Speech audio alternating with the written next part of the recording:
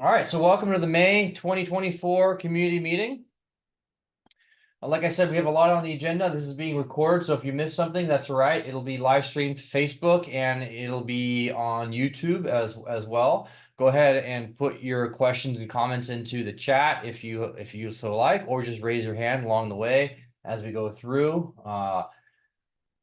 And same as goes for online. You won't be able to ask any questions other than through the chat. So go ahead and do the commenting online. Oops. So on Facebook. So first thing up, let's see what's on the agenda. Of course, I lost my agenda. 1 second. Sorry. It always happens to me. All right. Budget is out.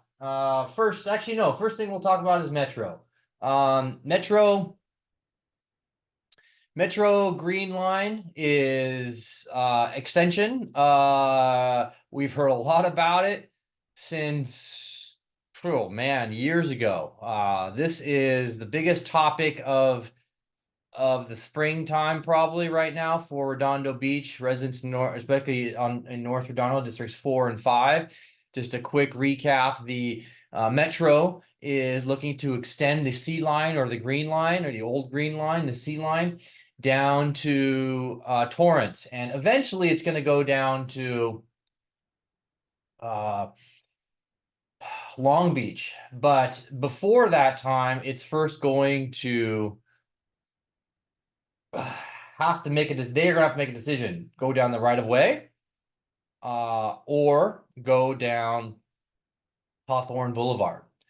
And I'm going to do a couple of slides here. They were quite well received at the council meeting, and I'll give a quick little history as to what is going on, why this is so important, why we should all be rallying for, sending in emails, going in person if you can, to South Redondo. Number one is we want our tax monies being spent correctly. And so you can see here right off top of the bat, this is the old red car line. So red car used to come to Redondo Beach all the way down to Riviera Village, I believe it was, extended all the way down there. It was down Catalina. The reason why Catalina is so big is because the red car went right down the middle of it. And it was supposed to go all the way up to PV, but it never quite made it up there. Henry Huntington owned the red car line. He never made any money, but what he did was he built out the red car, and then he bought all the real estate surrounding the red car and all the drop-off points. And so when he did that, he created zoning, and he created residential and commercial. And that's going to come up really important as to why I'm going over that right now. But Henry Huntington used the red car line as a method to create zoning and residential and development in greater Los Angeles. And then he was actually a real estate baron and developer. That's what he used the red car line for. So I'm showing right now this slide because the red car actually came through on Hawthorne Boulevard. It is why Hawthorne Boulevard is so big. If you notice, in this area right here, this intersection, that's the corner, I believe, of Hawthorne Boulevard and Artesia Boulevard. That is the old intersection. So it used to go up from there to all the way to I believe Hollywood or LA, through Hawthorne, through Lawndale, up Lawndale, up Hawthorne, and up to LA, and terminus up in LA. And so the realignment of the green line, if you go down Hawthorne Boulevard, it would lay over the old red car line. Now, if we put it on the right of way, all we have on the right of way right now are a bunch of freight lines or freight traffic. And freight traffic is much different. You get 2 freight cars coming down there per week, per day, excuse me. And it's the option there, the hybrid option that the staff has come up with, Metro staff has come up with, has said that it's going to cost roughly the same amount of money to do that hybrid option, which is somewhat below ground, above ground, all this weird kind of hybrid ideas. But it would carry 47% less ridership. So right off the bat on Hawthorne Boulevard, you have more ridership. We'll get to that in a few moments, but I wanted to show this right here, why red car was so important, why Hawthorne Boulevard is so important, because we're going to get into the next little pieces here real quick. So agglomeration, this is a term that economists use when you get the confluence of basically two items. One is zoning, and two is the development of that zoning. So the image on the left-hand side, that is kilometers to the streetcar. So as you go out to the right here, I'll show you. As you go this way, this is further distance away from the red car. And as you go up right here, this is the more density that you get for the red car, or for the kilometers by the old red car line. So what does that mean? Basically, this graph shows something very, very important. You get thousands of people per square mile, more thousands of people per square mile, the closer you are to the streetcar, then further away. If we look at here, 6 kilometers away, you're at 2,000 people per square kilometer. If you look at very closely here, you're at 6 to 8, 9, even 10, almost 10,000 people per square kilometer next to the old streetcar line. And I say the old streetcar line because what's so important about that is this is left over. This is a study that was done from the 80s, 90s, and 2000s. This is the remnants of the old red car line. This is what the red car line has left behind. That's why Catalina is so dense. That's why Hermosa, Manhattan, is so dense. You have the old red car that came through there. On the graph here, on the right-hand side, something is very important. Again, kilometers to the streetcar to the right is further away. So it's 6 kilometers and 0 kilometers. And going up is density, amount of people per square unit. So what does this mean? You have not only more units of density near the red car line, but you have more people living in that unit. So you have more people living in a house or an apartment or a condo or townhouse, the closer you are to the old streetcar line. So not only do you have more homes, and you have they're denser with more people. This study was done by ASU and USC. They came together and they studied all of the old red car routes throughout Los Angeles. And they came up with this, and they looked at it and they said, wow, this is pretty amazing. This is the remnants of the red car line. And it makes a lot of sense, because if you think about the red car when it was first developed, they had a lot of housing, they had a lot of commercial. That's where they put people, and cars weren't that big. Personal transportation wasn't that big. So that's where these areas started to grow. And just so everyone knows, the red car was never profitable. It was sold to what was called MTA, Metropolitan Transit Authority, for their bus line. They wanted to take over the whole system because they wanted a consistent system. It was not the car companies that came through. That's a giant myth, actually, that I've learned here in the last year about watching and learning and reading all of the old red car line. And MTA actually converted to what is the modern day Metro. So if we were to replace the red car line, then or to not replace, overlay the red car or green line or C line on the old red car, we would immediately take advantage of denser housing and more people per units. So going with that, future growth. What is all this about in Redondo Beach on the Metro and the Green Line? It's about future growth. And Metro has a problem right now, and that's called ridership. Ridership is down significantly. So what they need is more ridership. The more ridership, the better, because every person that rides on the rail line. That's more dollars in their system. More dollars in the system mean more projects, means more maintenance they can do, means a whole host of other items along the way, bigger budgets. They won't be able to survive much longer on the current track that they are. So whatever route they choose, they have to choose higher ridership. Hawthorne Boulevard provides 47% greater ridership. Here's what's really important about this particular graph. So this shows the thousands of people per square kilometer from 1940 to 2010, 2015. So what this is showing from the history and what the density, again, going back to agglomeration, is that you get 45% more likely to be non-residential use, so i.e. commercial use.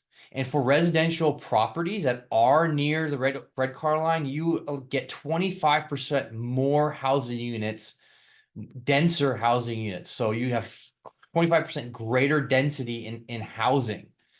So red cars died off. They were taken out of the system in the early 1950s. So that is, if I'm going to look at the graph, that's probably around right here, 1950, 1955, maybe the latest. The last ones kind of ran. And by 1960, right in here, the red cars were all done and the bus system took over. But you can see continuously the thousands of people per square kilometer rising higher and higher, number of people as time went on, and the effects of that from the last 60, 70 years worth of development, because zoning and density are follow closely in hand with what settlements in the beginning started off with. So that leads us to our housing elements. Something that has not been brought up before in this conversation is the fact that our current housing element that was approved by Housing Community Development, State HCD, was not in the mix of density, was not in the mix with number of net new units, was not in the mix with potential new ridership. Same goes with Lawndale. Lawndale's housing element, which was approved around the same time that ours was approved, that was not a part of the draft environmental impact report. They are using our old general plans and housing elements. Since this was done, we have added hundreds, if not thousands, of net new units between Lawndale and Redondo Beach along Hawthorne Boulevard, but zero along the right of way. So one would easily think, if we're not adding any housing density units along the right of way and we're adding them all on Hawthorne Boulevard, why would we ever possibly even say we want to put it along the right of way? More importantly, if on our current housing elements and our current general plans, we have 47% more ridership, well, what does that do about our current housing elements that are now being implemented with all the net new housing between Lawndale and Redondo Beach, right? So this is about, the metro is about creating more ridership. That happens through workforce development, so going to places of jobs, job growth, getting people out of cars, so mass transit out of cars onto the rail system. So they can do that through having stopover areas that people, there are dense amount of areas and people can just jump onto. Well, guess what? South Bay Galleria, 300 net new apartments being developed, and they're going to apply for 350 more apartments on the Galleria site. 20% affordable for the net new 300 units that's already been approved. Hawthorne Boulevard has hundreds of more units coming on as well. In fact, Hawthorne Boulevard, well, actually, before going to Hawthorne, we'll talk about Redondo. So very low income and highly affordable and affordable rates of development for income categories for our housing element is all on Hawthorne Boulevard. This massive chunk right in here. You can see right next to the South Bay Galleria. This right here is the Nordstrom's. That's the Nordstrom site. So we have that set out. We already had 30-something units an acre at that area for housing development. It's now gone way higher than that. The state of California forced us and told us that we shall find sites in Redondo Beach that are half acre or more, contiguous lots that can be developed. Well, these are the sites that we found. This is just in Redondo Beach. This blue area right in here, this is the South Bay Galleria, this area here, right? And if you notice, this yellow mark right here is where the stop is going to be. The stop is going to be directly across the street from dense housing that's currently planned and will be built in the future. So this is just Redondo Beach versus this stop right over here. Well, what do you have? You have this one little section right here that can be potentially converted from industrial and commercial use to higher density housing, but there's nothing planned there right now. The other areas have a ton of planned or approved housing permits and future housing permits. So this is Lawndale here. And this is the housing element for the city of Lawndale. This housing element shows you suitable for above moderate and moderate income levels, for all income levels. This shows on Hawthorne Boulevard, this is where all of the development is going. The right of way, I believe, is right here, coming up right over here. Down this line right here. My mouse is a little bit scratchy. Right here. That's where the mouse is. Or mouse, excuse me. The right of way is at. So you have a bunch of net new development on the right-hand side where the Hawthorne area is, and you have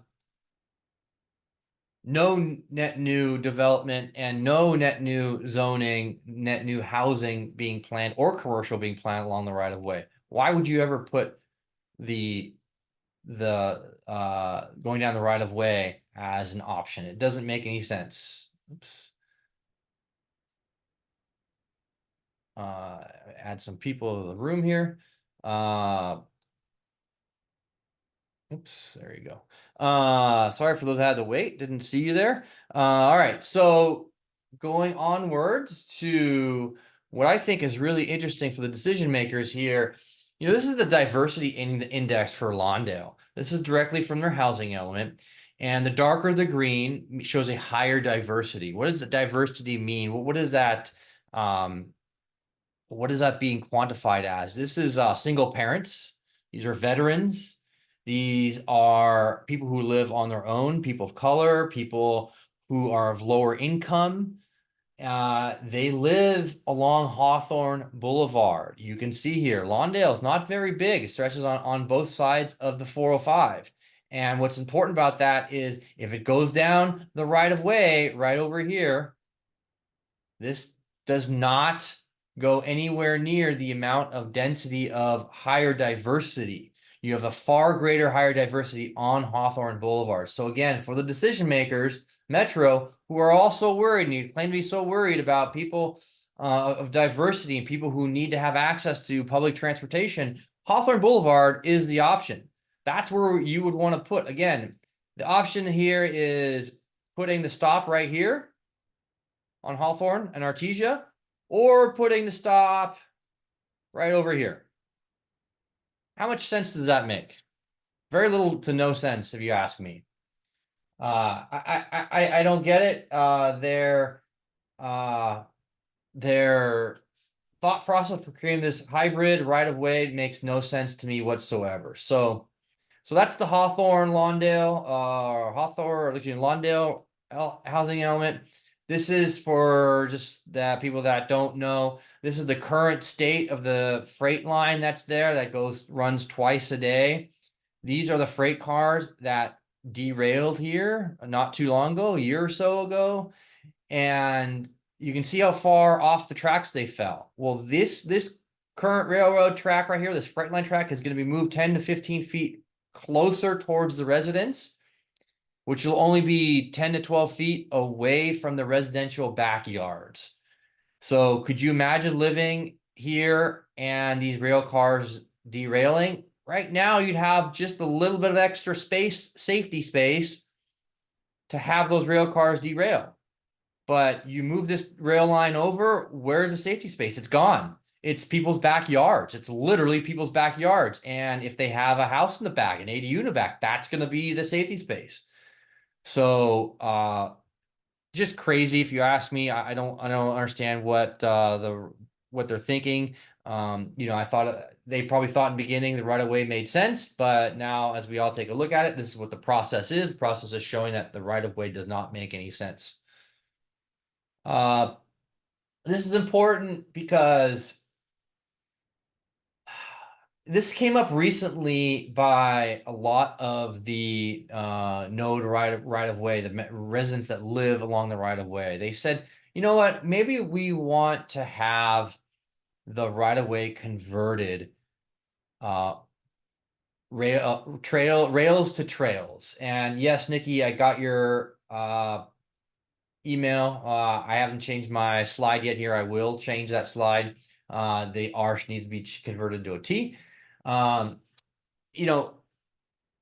lot of old freight lines have become abandoned, and these abandoned freight lines are being converted to multimodal transportation, bikeways, walkways, trees, green belts, just like they did in Hermosa and Manhattan Beach.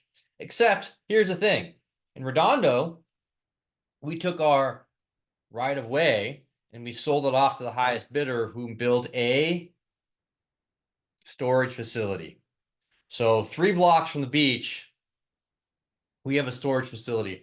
We could have gotten a green line, a green belt, I should say, excuse me, not green line, green belt, like Hermosa Manhattan did. But instead, Redondo Beach, was lack of foresight and planning, they put a storage facility there. That's along Gertruda. So here's the most important part of this slide. Current county supervisor, Holly Mitchell, who was nearly 32 years ago the executive director at the California Black Women's Health Project.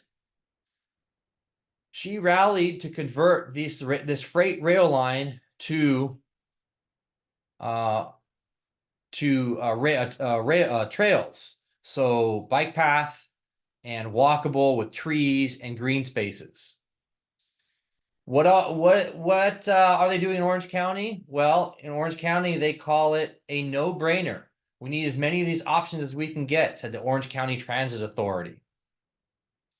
What's so important about these two items is Mayor Butts from Inglewood spoke about why it's so important to have this. Supervisor Mitchell, when she did the ribbon cutting ceremony with Mayor Butts, talked about how 30 years ago she heard the residents loud and clear, and she started organizing and rallying for conversion of the freight lines to a trail for walkable and bike path and green and trees, something useful for the community. So here we are, another opportunity to convert this freight line, old freight line, to a walkable path in the future. If the C line is extended down the right of way, this will never happen. It's impossible. So the last slide here is the future's Hawthorne Boulevard. So, we all know that this project is being built for the next 100+ years. That's I believe that's over 1 million more riders per year. That basically means you have well over 150 million more riders on Hawthorne Boulevard. That's where the workforce housing is going. That's where the jobs are going. That's where the residential growth is going. Our current housing element concentrates on Hawthorne Boulevard, but guess what? Future housing elements in the future. So after the 8-year cycle here in 2028 runs out, we're going to have to do another housing element, and we're going to have to zone for even more housing. And where do you think that housing is going to go? It's going to go along Hawthorne Boulevard, because that's where the state wants large parcels of land, which is along Hawthorne Boulevard. The state wants traffic corridors, so high traffic corridors for public transportation. That's on Hawthorne Boulevard. You have the Green Line, you have the freeways, you have a whole host of potential development with commercial development on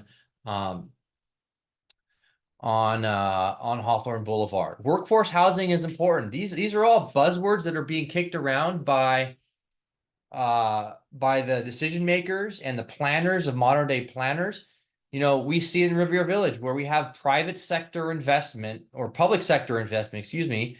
The private sector investment comes in. So you see all of the pavers we've done in the last few years, and new benches, the new trees, and the new street lights. Well, all that has resulted in the businesses investing into their businesses and creating an area where they want to put more money, and the average per square foot rent in Riviera Village is $4 or $5 a square foot now. So we do the public investment, we do that correctly.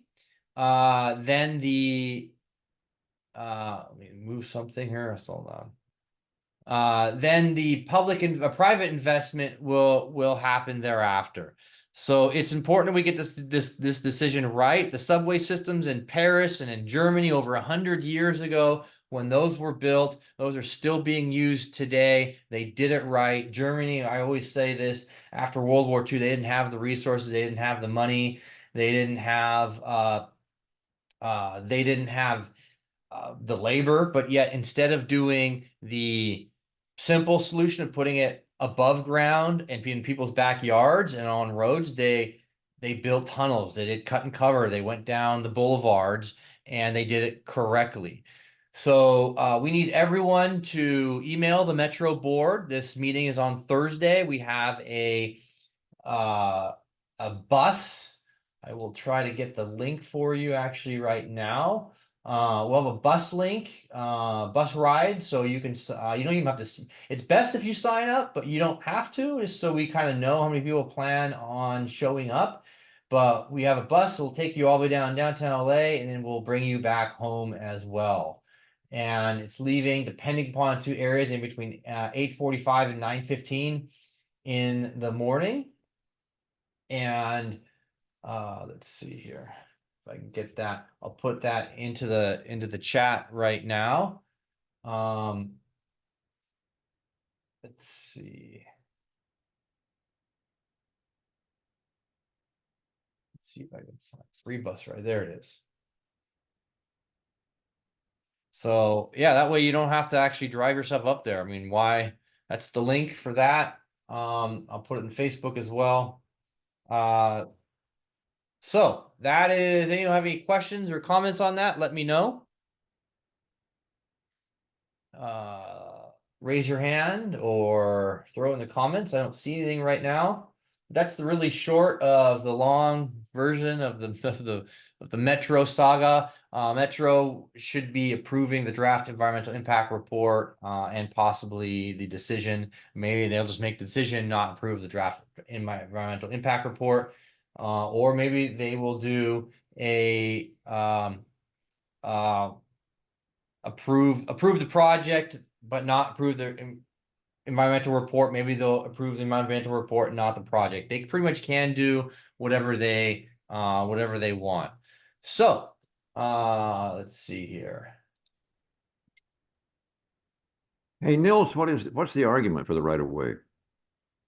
The argument for the right of way is it's supposedly cheaper, and it's supposedly easier, and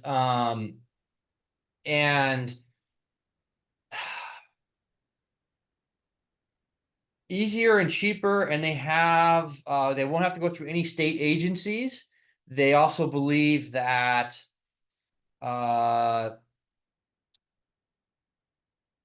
they have the complete access to the right of way, but the problem with the right of way is there's not enough space. They have to compact everything in. You have high pressure gas lines, amongst many other issues. They don't have to work with Caltrans as much. They don't, on the Hawthorne Boulevard, they say they have to do, well, they say they have to eminent domain on a BMW dealership at the very end, southerly end of Hawthorne Boulevard, but they can actually just ask to buy the property and they can say yes. So that's a simple solution. Or they can work around it, make a different curve around it. And then they also think that, let's see here, it supposedly is cheaper to go down the right of way if they do it above ground, but they realize they can't do it above ground. And so now they have to do the hybrid option, which makes this essentially the same cost, maybe a little bit cheaper down the right of way. Other than that, that's and they own the property. So that's all I can think of. All right. Aren't they figuring out transportation to the airport first? So what it's funny, there's a comment in here about regarding transportation to the airport. It's funny that's being brought up because Hermosa Beach, in their letter of support for the right of way, talked about that. They wanted a one seat option, or one board, one ride option, one train ride option to the to LAX, but that's actually false. This will never go to LAX. It will go, there is a connector from, I believe it's the K line, I believe. Once the People Mover is done at LAX, they're revamping that entire system in at LAX. That's, if you know what's going on, they got a People Mover there. They soon you won't even be able to drive into LAX. You'll be on Aviation. You'll do your drop off and pick up there, and then you'll get on the People Mover, and the People Mover will take you into LAX. And there will be a connection between the, I'm not sure what color line or number line. It used to be, I think, the red car, maybe red line or something, maybe some other line. Not sure exactly, but on the north side in Inglewood, there's a metro line there, and they want to connect up with the C line, RC line, and have a line that goes right across. I believe it's the K line. So that's in the future, in the way off future, but it's not happening anytime soon. So,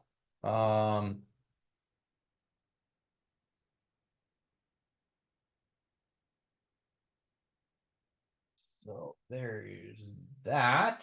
BeachLife cancellation. Real quick, we'll go over BeachLife cancellation. If you went to BeachLife, you bought a ticket. Excuse me, you bought a ticket and went to be and for Sunday, and you were there. You showed up, and as you all know, if you have not heard yet, BeachLife on Sunday got canceled around 5 or 6 o'clock because of the high winds. Winds topped out over 50 miles an hour. I'm going to share my screen here. I'll put the link into the chat box here.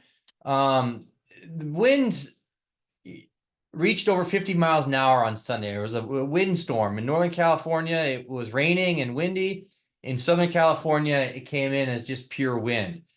And they actually had some cabanas, some equipment start to lift up off the ground, and they canceled. They wanted to do a 1 hour cancellation and a 2 hour cancellation. By the time the wind actually calmed down, which was like 8 o'clock, 8:30, I believe, it was too late to get the show back on schedule. So what they're doing is right here you have 3 options. A free Sunday single pass for May of 2025, or a partial refund for 75% of your ticket if you enjoyed part of the day from 11 a.m. to 5 p.m., or a full refund of the ticket if you hadn't arrived by 5 p.m. or by the clear out time. So I'm going to put this into the chat, wherever that may be here. And you have to do this claim, file this claim by June. So for 30 days starting May 13th. So we are within that window. So make sure you email right here. You can email right here this link right here, email claims@thebeachlife.com, and they will send everyone according to what you want. So there's the link there. Let me go online and get to drop the link for you as well. All right. Moving onwards, let's see here. We have a new logo, folks. Hallelujah. Let me go through those logos here real quick. Let me show you what we had to deal with. So I'm going to show first here, I'm going to show the logo. So I had a logo. I put all the logos that I thought were the top 15 and then some. Share screen. Use this thing. Top 15 logos that I thought were top 15, and this was actually the number 2 logo. And I had almost 200 responses in just over 24 hours. I sent an email out to everyone, a ton of people registered, and here you go. It was pretty amazing. So I'm not sure what the city did when they had their logo survey for, a week or two, but mine in just over 24 hours produced over 200 results. This was the number 2 result. This was the number 1 result. People love this logo, like by far and away. This was submitted by Amir Dia. This was also the logo that was used for the Redondo Beach paddle out. No, I had nothing to do with any of this logos. I helped organize the paddle out. This was artwork made by a volunteer or someone else. So, and this was the logo that I chose as my favorite to be used here. And a couple of reasons why I chose this, and I'll go over why. We were all told as council members to bring our favorite logo, so to speak, to the council and say, hey, this is our favorite council, or this is our favorite logo. Councilmember Barrett was the only one who didn't provide a logo and just said, I don't want to choose a logo. And he came up with a bunch of reasons why. I like this one a lot. It's an updated version of our old logo. It keeps the pier involved. You can see these look like sailboats. You can, while I would like to have a little bit of movement for the water, hey, I get it. Keeping it straight lines.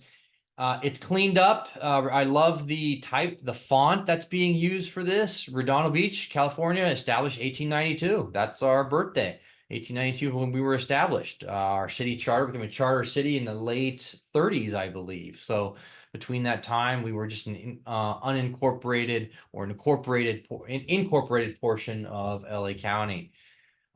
This is what I chose. I like this one a lot. I thought it was a great logo. It updated, it kept the heritage of the city, made things cleaner. And this was the logo that, well, actually you can see here, this is how the logo looks in black and white. It goes in many different formats, which is awesome. Austin Green made it. Good work by him. Congratulations. This was the logo that actually made it through the 4-1 vote. I did not vote for this. Couple of reasons why. I'll just say this logo here does not have the pier. The pier is iconic. At the council meeting that we discussed this a few weeks ago, the students that were there in mass, we're getting a lot of kids coming down to the council meetings to watch the council meetings for credit for class. They all came down and says, we want a logo with the pier in it because the pier is iconic. It is what represents Redondo Beach. So, a lot of people in my conversations all talked about the pier and how Redondo Beach is built around the pier, and you can't have a logo without the pier. So I can't see this logo really connecting that much. I see the simplicity of it. I like the simplicity of it. I actually like the first logo at first on this one, the first design. The first design only had one of these triangles on it, and because of the design competition. We got the two sales here, and yeah, it's a great logo. It looks good. Super supportive. I'm glad we have a logo now. Great to update it. I would like to see a pier in here, though. It is part of Redondo Beach. That's iconic Redondo Beach. No one else has the horseshoe pier. This is what it looks like. Looks like in different formats. And here's the old logo on the right hand side. These are not the colors that are going to be set in stone, and I want to be very clear with this. This is just a temporary placeholder. We still need to vote on the colors, and we will go from there. So if you like a set of colors on this, then when it comes back, you're gonna need to let us know. So that's the new logo for Redondo Beach with a new font, and we'll be integrating this to our new business cards. We'll be integrating this to our letterheads and the website and a whole host of different areas. And there's no direct cost because we aren't going to be replacing proactively. We are only going to replace as we renew things. So as we redo business cards, as we renew letterheads, as we update the website, we're going to be placing a new logo. Yes, great question. The street signs, there will also be changed. The street signs will be updated to have this particular logo in there. And street signs and street lights you see on the lighted lights that say like Redondo Beach Boulevard, Manhattan Beach Boulevard, it's backlit. Everything's going to be updated eventually on the Esplanade, everywhere along the way. So to have this is our logo. It's not our seal, though. I'm gonna be very clear. Our official seal has remained the same. So kind of cool. I'm glad we're doing that. Super stoked that we came up with something modern and updated, and we will have the most importantly, we will have the licensing rights for this particular logo. So let's see here. I think we're on the budget next.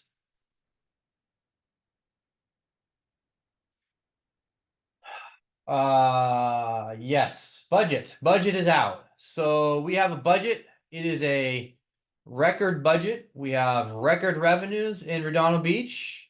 We have record revenues. Let me put the link here. Take care of this now. Oops, actually introduction was wrong. Introduction cover page. Let me put the right link into the chat for you guys. The budget as per our city charter has to come out on May 16th. And oops, speaker. So it came out via digital on May 16th last week. I did not see the comments online on Facebook. Cece, I apologize for that. I did not see your comments there. And Lisa, I did not see your comments either. It's boring. I didn't see any of you guys' comments. You guys started commenting like crazy over there. I don't like the new logo. It's boring. Yeah, I kind of agree with you. It's very generic. Yeah. I was outvoted for. Cece and Lisa and Lisa. Yeah, I agree with you. I voted no on this logo. So no, it's not really going to cost us any money, like I said over a few minutes ago on that. So sorry, I apologize for not getting to those comments. I didn't see them till just now. Lisa, you are joining our chat right now. So yeah, if you have any comments on the logo still before I get to the proposed budget, we have Budget and Finance Commissioner. I only took a quick gander at the proposed budget. I believe it's $106-108 million. Let's see here.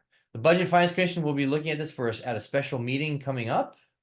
Budget overview. Let me go to this budget overview. Let me share my screen here. The link that I just showed or shared, excuse me, is the new budget system that we are currently using. So if you hit print up here, you can fill out your email address, and then you can select the parts that you want. And then you can hit select all, which selects everything, hit and fill out your email address here. So test@test.com, and then you hit create digital budget book, and then it will compile that and send that to you. It won't be instantaneously. It'll take a few minutes for that to be sent to you, but this is a new budget templating system. And so as this budget gets updated here during council meetings for budget response reports, it will be updated immediately here on the website. So if I go to, let's see here, where did I find the total budget here? I believe it was major funds. It's a new system. I'm getting used to it myself. This is a company called ClearGov. We signed a contract with them in October. Our budget and finance director used them in her city in Florida. The way we used to produce the budget was exporting it out of the budgeting system, exporting it into Excel, imported it into a different Excel document, created the budget, created outputs such as the graphs, such as the charts, line items, and then imported that back into Munis after the system was created. Now, that sounds like it's an old way of doing business. You are correct. That is the old way of doing business. It was done like that for years, and this is finally being updated. So let me see here. General fund. So what's cool about this is you can actually go inside here and look at the actual general fund as a whole. And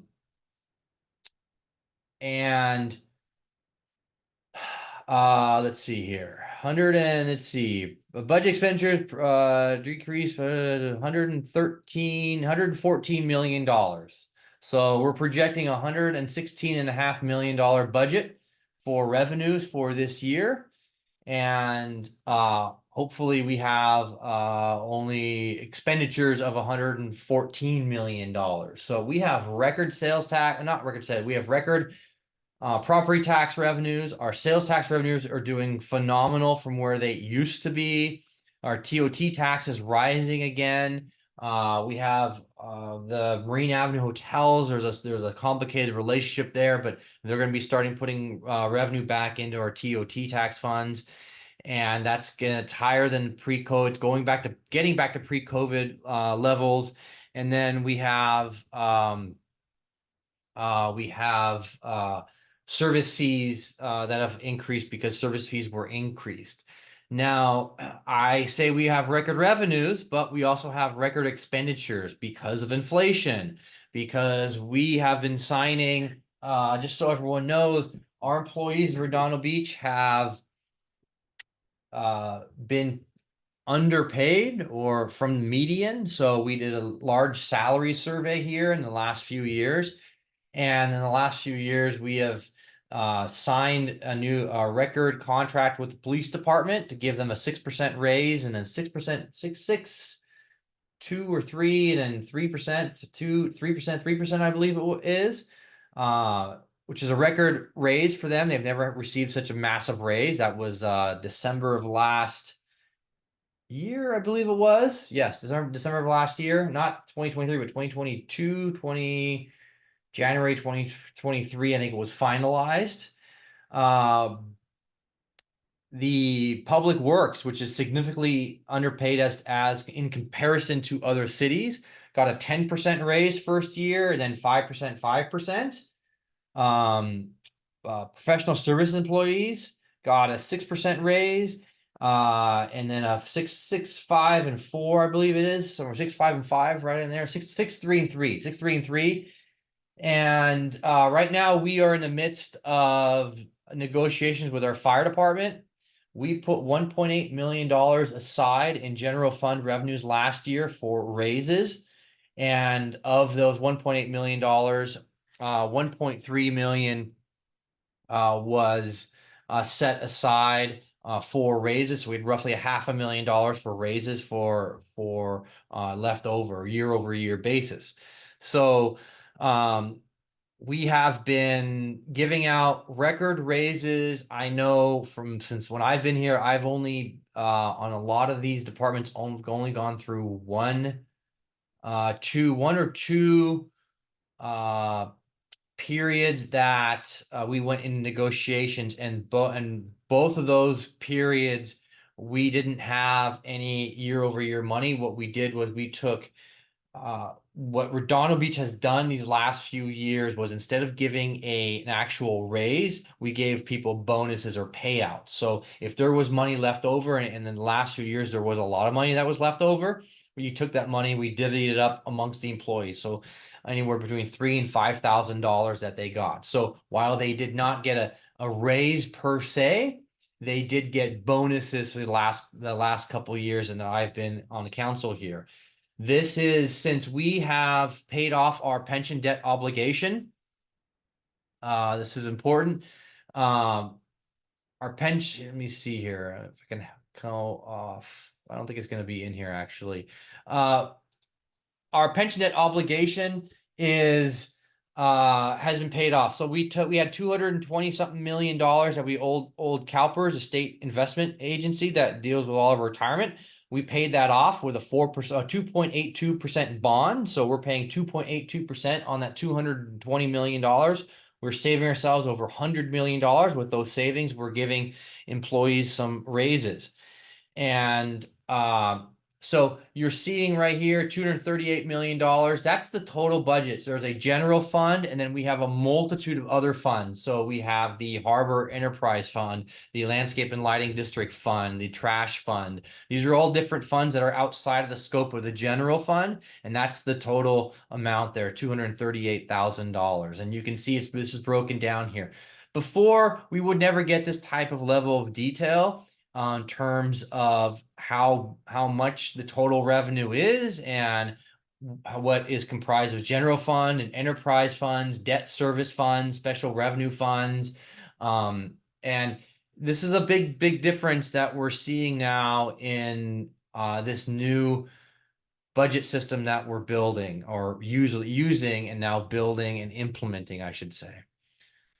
Next year, one thing I've been a big proponent of is line item budget, so you can see exactly how much we're spending in every department for line items, first for health care or education or publications or transportation, travel fees, maintenance, electricity, all those types of costs.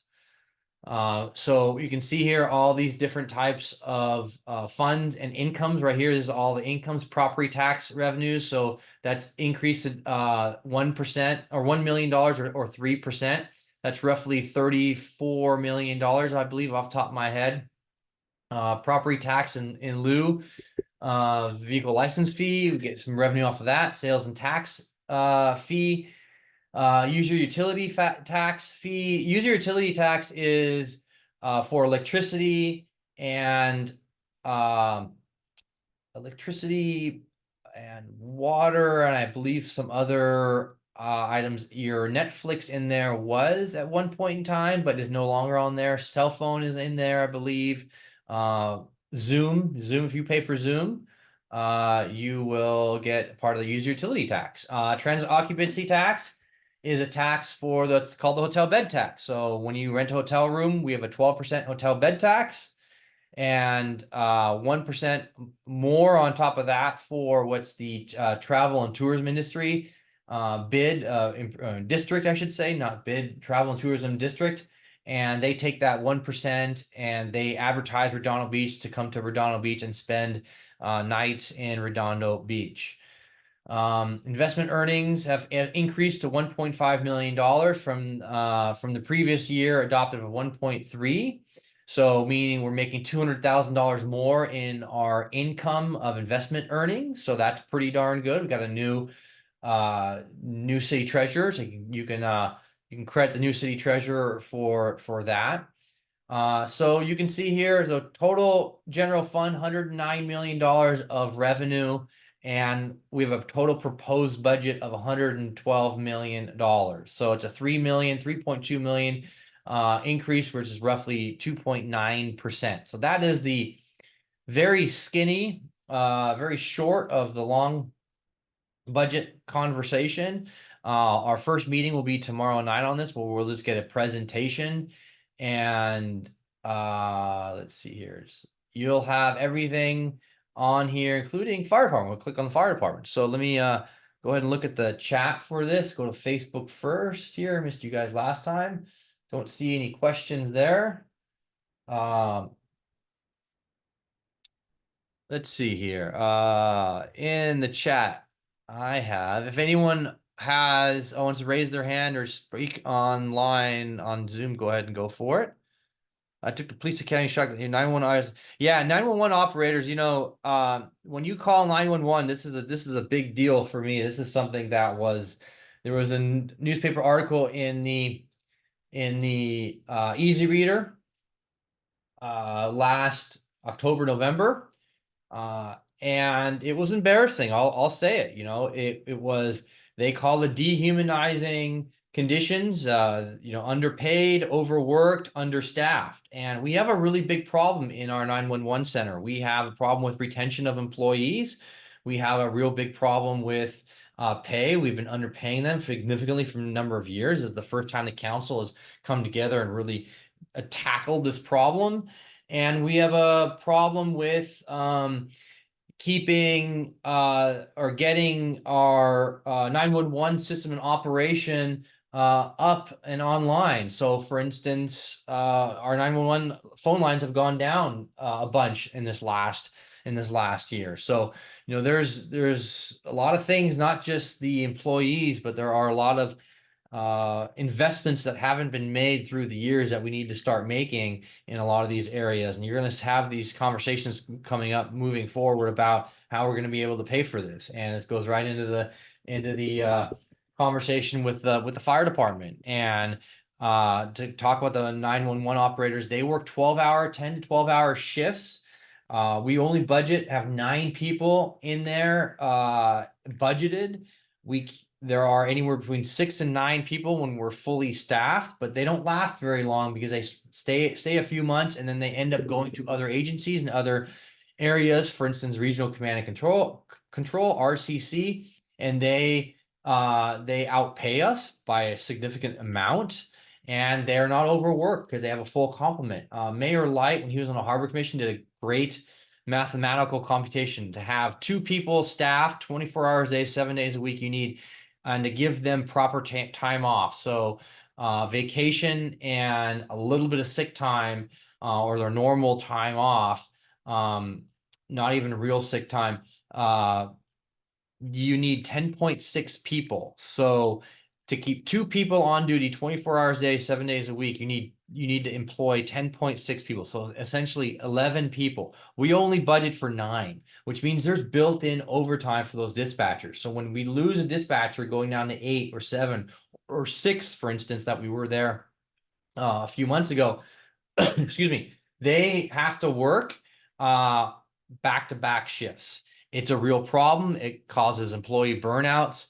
And I take that very seriously. And I was down there, I did a tour with them, and it's we need really 3 operators on duty. They are busy. We get a lot of phone calls. We've had 2 operators there year round, 24/7 for years, forever, and our call volume has dramatically increased. This is the big problem with increasing your residential density in a city like ours, where we are so dense already, and the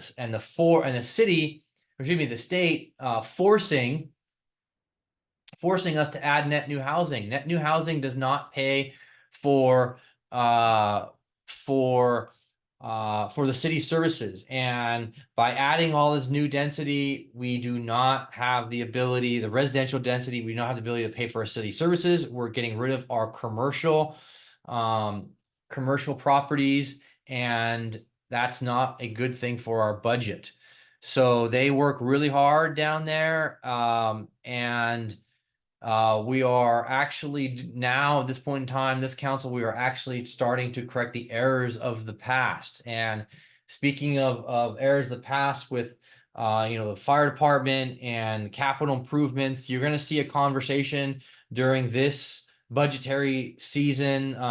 It's already in, I believe some of the budget response reports regarding infrastructure upgrades. City Hall is falling apart. The fire stations are dilapidated and falling apart. We haven't spent any time or any real money upgrading the fire department, the personnel. They live in squalor.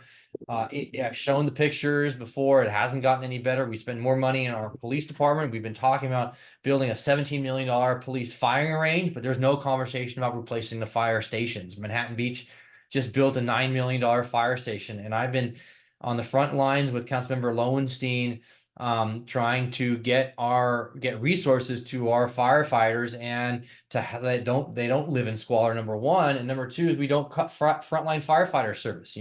2 years ago in the budget that I voted against, the budget proposal when we were cutting services was to cut 50% of the firefighting services on the ladder truck. And I said no to that. That's inappropriate. That's frontline cuts. And you're going to hear more about that tomorrow in comparison to what we did with the police department. They didn't do frontline service cuts. So, when it comes to me and supporting our local fire department, last year, I'll just say this, I'll sum it up this way.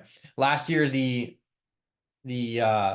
fire chief asked for almost $1 million worth of equipment, one time and ongoing. Councilmember Lowenstein and I gave our local fire department well over $2 million in funding. They didn't ask for a new fire engine. Our fire engine literally caught fire in Fire Station 1 and burned up in the fire station and became unusable. They put it out, luckily, at midnight. And then the second backup fire engine that was also 20 plus years old, which was not properly maintained, they did an oil change on it and they found metal shavings inside the oil. That means the engine was falling apart. We're not doing our maintenance on our fire engines properly. It's okay to run a 20-year-old fire engine. It's okay to run a 25-year-old fire engine, but you have to do the maintenance. And the current report that we have shows that we are not doing the maintenance on our fire engines like we're supposed to. And Councilmember Lowenstein and I, much less the documentation. Last year we spent $1.9 million to pay out on a lawsuit, to settle a lawsuit so we wouldn't go to trial because we didn't have any documentation on training. That's how bad it's been in our fire department. So Councilmember Lowenstein and I last year put together online training budget. We put together a new fire engine, over $1.1 million. And, other council members has been sitting there for years and not paying any attention. Now, next up, there's a lot of work to do in our fire stations. We've been cutting the services. We've been cutting. I'll just say that we're in negotiations right now for their pay and benefits. I'll recap again. Record pay increases for the police department. Record pay increases for the Teamsters, the Public Works Union, and all the people out there doing the work. Record pay increases for city staff. And guess I can just you can foretell what's happening with the fire department employees, because guess what? We're underpaying everyone, and we've been doing it for years. But when we see a comparison between the county and Redondo Beach, I'm blown away that the county comes in so cheap, because we don't have the personnel and services such as fire marshals and fire inspectors, proper maintenance of our fire equipment to make sure that we're not borrowing fire engines from City of Manhattan Beach. Everyone wants to go around and talk about we're class 1. And guess what? 40% of the measurement of a class 1 fire department is the water supply. Manhattan Beach is not a class 1 fire department, but yet we're borrowing their fire engines over the course of the last year because we don't have any backup fire engines. If there were Santa Ana or natural disaster for the course of last year, we would not be able to help out and give extra personnel and services, because we don't have any extra equipment to give out. We've been taking from other departments continuously. And it's a shame. And I understand when people talk about this bumper sticker about supporting the fire departments, but I want everyone to understand that the fire department has been neglected for years. Look at the bunks that they sleep in, that's their home. And you're going to have a big conversation. Everyone that comes down tomorrow, I'll be asking you, how much do you want to pay to keep your fire department here locally and upgrade their services with proper facilities that haven't been upgraded in over 60, 70 years, and including City Hall. We have a City Hall that's falling apart as well. So we've had multiple studies being done in the fire department, and the reason why is really simple. Is there's a lot of work to be done, and it's not a joke to me. I'm very serious about it. Councilmember Lowenstein and I have been taking this very serious. In fact, we wouldn't even be having this conversation if it wasn't for Mayor Brand initially pushing this and say, hey, let's dissect our fire department, see what we're doing. And then Councilmember Lowenstein and I really pushing forward with uncovering as to what's going on. But most importantly, how are we going to pay for all of this? We need to find cuts in our city somewhere. We have record revenues, but we also have record expenditures, and we've been underpaying our employees. So the question really is now, how are we going to be able to move forward and pay for this? There's the bond conversation, there's a sales tax increase conversation, and it all comes down to, how are we going to be able to pay for this? What are you willing to pay out of your property taxes? $500, $1,000 per year, $300 per year. Just remember, the school district is talking about doing a bond. The BC's health district is talking about doing a bond now, $30 million. And this is something that we need to have a conversation with. And again, it's another thing that Councilmember Lowenstein and I have been pushing about regarding a bond, because we're tired of kicking the can down the road. It's these buildings have gotten to a point now where we can't just fix them. We actually have to completely redo them. So I do believe, just so everyone knows and be perfectly clear, I want to be perfectly transparent about it, I do believe that this county fire study has a lot of holes in it. It's factually false. Actually, in many different areas, it says our fire stations are 70 years old. They're only 60 years old. And it actually studies the wrong action items. They were directed by staff. They got the wrong facts, actually. The facts about civilian personnel are wrong. And this study, the county study, as well as the city gate study, need to go to the Public Works. They need to go to Harbor Commission. They need to do Public Safety Commission first and foremost, who are meeting right now. And lastly, Budget and Finance Commission. Budget and Finance Commission, November of 2021, they looked at the city.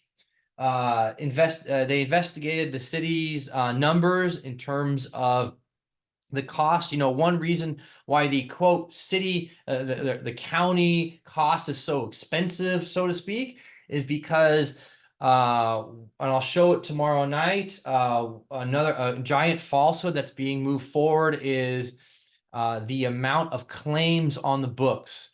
The consultant said $800,000 a year for the next 10 years for the portion of the county contract. 10 years, $800,000 every single year will be laying out for claims, for past claims. So that means if we were to move to county fire, say July 1, all the claims from that point in time and any new ones that would be incurred from June 30th and prior, this that would fall under the $800,000. But the actuary, the professional actuary, the third-party professional actuary that went to the Budget and Finance Commission in November 2021 said, actually, after the first year, the amount of claims that you have as they get settled and as time goes on and the county takes on the risk, that number goes down. It will never go down to zero. It'll go down maybe 100,000 or 50,000, 25,000 just because of long-term claims. But the point here is it actually goes down after the first year. So it's a factually false narrative. Once again, in the consultant and city staff have moved forward with the Budget and Finance Commission actually looked at that years ago. So again, if we want our county, if we're in a local fire department and we want to have our employees and we want to have great employees and we want to have great facilities and well-maintained facilities, we have to pay for it somehow. And if we want to pay for it through taxes, increase in taxes, We can pay it through bonds, which is going to be your property taxes, or coming out of our general fund. We have to find a way, or we cut our current services that we have in Redondo Beach.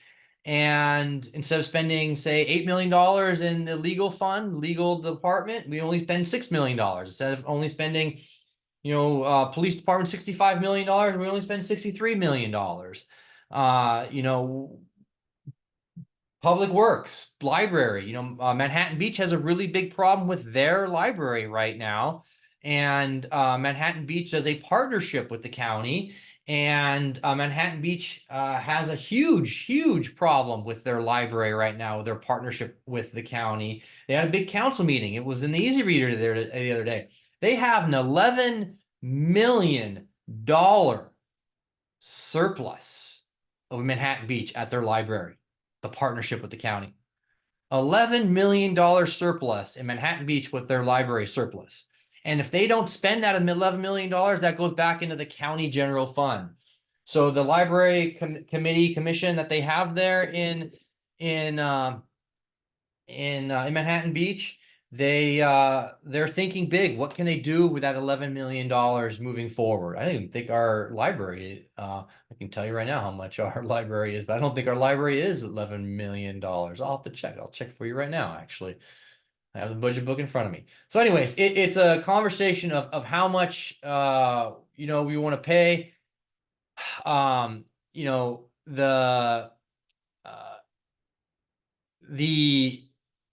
The budget is now the people's budget. I'll just end off with this, and then I'll go to the comments if you guys want to raise your hands for anything. But the budget's now our budget. This is the city staff budget. They have presented their budget, what they feel is best for the community and the city. They have a city policy and they're moving that forward. This is now our budget. So the public budget finance commission is going to look at it. City council is going to look at this budget. And we now get to have a say and cut this thing up. The last 2 years, we spent a lot of time to decide what to do with all the money and with budget response reports and do what we want, what we need to do. So I will go to the comments. Let's see. I'll go up. Laura, I believe I answered your comment 15 minutes ago regarding your local. I've been the biggest ardent supporter of our fire department, but we can't continue doing the business that we're doing. Our fire department is literally falling apart underneath us. It's getting worse and worse every year. The more we trust staff, the worse it gets. The maintenance is not done on the fire engines because we don't have enough this is where all these things work together. We don't have enough public works employees who are trained properly in fire engine maintenance. And this is the really important part about, the county conversation. They run 20-year-old fire engines as well, but they don't have these maintenance issues because they have maintenance personnel that specialize just in fire engines. They have entire fleet, they have extra, and they know what they're doing. Our department personnel and public works, they're not specially trained in fire engines. They're specially trained in diesel engines, and they work on it here and there, but it's a much more complicated system. Moving forward, Leslie Cohen, Melanie Cohen, you talked about phone number of the call.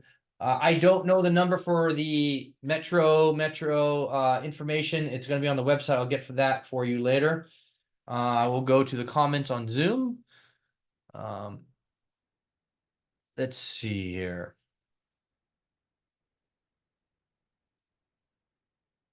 What does El Segundo do with the increase of housing densities?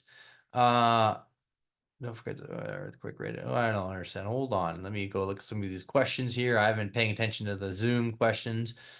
Let's see. Why do we keep hearing people next door posting for Redondo Beach is broke? Redondo Beach is not broke. We're doing really well.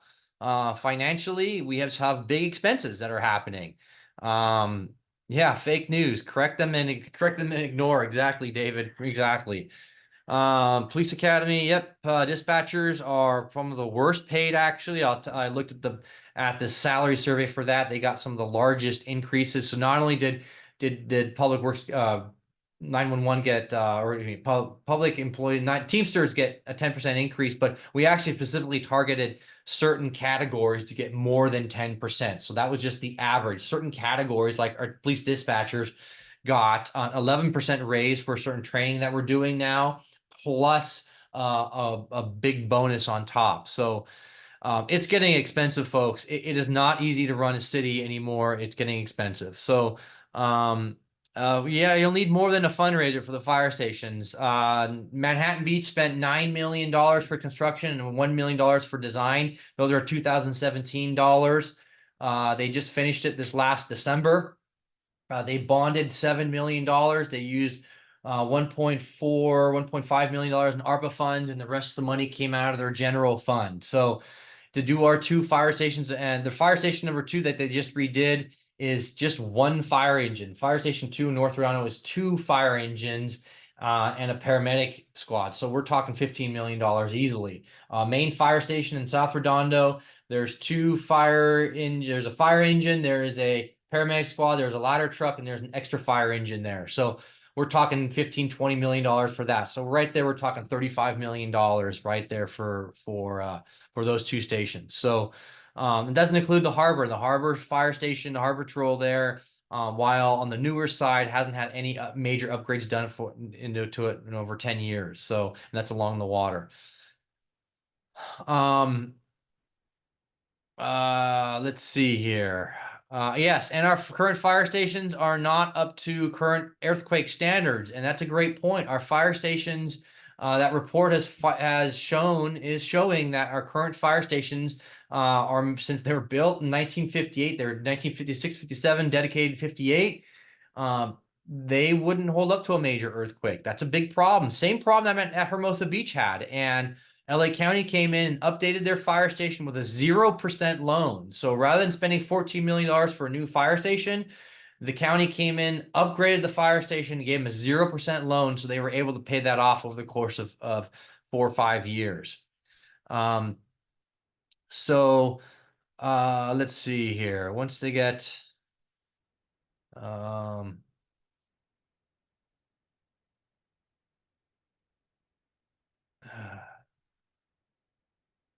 I don't know about the BCHD bond. It's $30 million. I'm not sure anything that's going on with that. I'm not part of BCHD. We were told by Mayor Brand that there would be no increase in taxes or bond if CenterCal did not happen. No, CenterCal actually would have been cost us money. Actually, we'd be getting 225. That's a great question or great statement. Let me talk about the harbor for a second. Harbor revenues. We are signing leases in the harbor.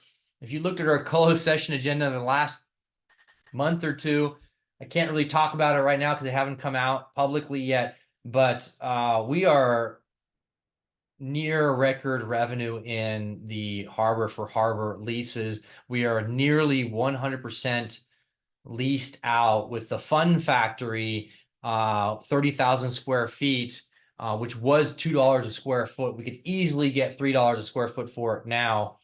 But at $2 a square foot, that's $60,000 a month or $720,000 a year that we're not getting in revenue down there in the harbor. But other than that, the only 2 places we have are the Fun Factory and the Joe's Crab Shack. Joe's Crab Shack hasn't been giving us revenue for years. That was outside the project of the CenterCal project. We have phenomenal investments going in by the private side, and private side meaning BeachLife Festival. Alan Sanford came up with Jeff Jones from Quality Seafood. They came partnership. The old Ruby's location, which was not doing well for years, came together, and they're investing millions of dollars into the old Ruby's and the old On the Rocks location, right where the old pier was, sports fishing pier. So huge investments happening there. In fact, King Harbor Cantina is just opened up. Big plug for King Harbor Cantina. It's the same owners as Mexican Riviera, in the Riviera Village, which is the same owners as the Captain Kids. They're partial owners there, and came up during my community meeting in person. Why are these all the same owners? It's because there's only a certain amount of restaurant groups in the South Bay. There's like 4, 5, 6 of them, and they own, you'd be surprised, Rockefeller and Frito Misto and Manhattan Beach. I mean, they own a lot of different restaurants and they work as a group because restaurants are not profitable on their own. That's why you see the same restaurants happening in every beach city. So let's see. Yes. What does our fire department do in the city? We don't have brush fires here. Yeah, we don't have brush fire here. It's mostly paramedic calls. 90% of our calls are paramedic related, 8% other calls, and 1 or 2% are fire calls in our fire department. So I would never vote for a new fire truck. By the way, a fire truck is the ladder truck. I would never vote for a new ladder truck in Redondo Beach. We don't need a ladder truck. Everyone else has one. That's one, when we bought it, was $1.5 million.